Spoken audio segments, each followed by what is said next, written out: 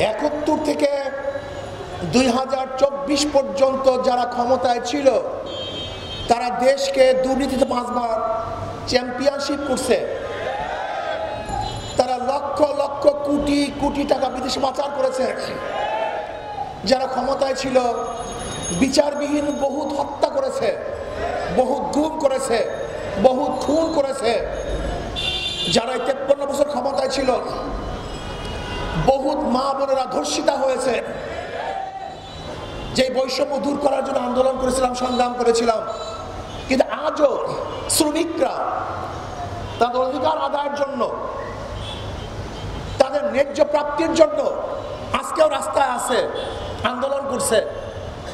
আজকেও শিক্ষকরা তাদের অধিকারের জন্য আন্দোলন করছে।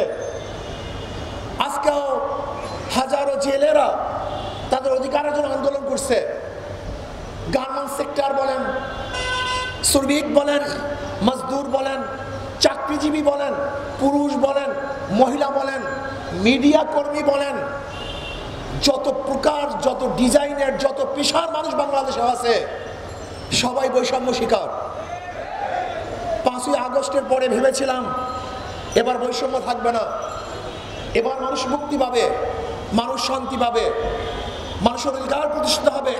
কিন্তু কি দেখলাম, 5ই আগস্টের পরেও আবারও বিচারবিহীন হত্যা, আবারও কি দেখলাম চাঁদাবাজি, আবারও কি দেখলাম খুন, জুলুম, অত্যাচার, দখলদারি, আবার মিথ্যা মামলার সায়লাভ, আবারও সন্ত্রাস, আবারও গুন্ডামি, আবারও বদমাশি, আবারও অত্যাচার, আবারও অবিচার। তার মানে আমাদের আন্দোলন এখনো শেষ হয় নাই, আমাদের সংগ্রাম এখনো শেষ হয় নাই, এখনো বৈষম্য দূর করতে পারি নাই। 5ই আগস্টের পরে অন্তর্বর্তীকালীন সরকারকে ভেবেছিলাম দেশের মাটি এবং মানুষের দিকে লক্ষ্য করে দেশ পরিচালনা করবেন, কিন্তু ওনারা কি করতেছেন?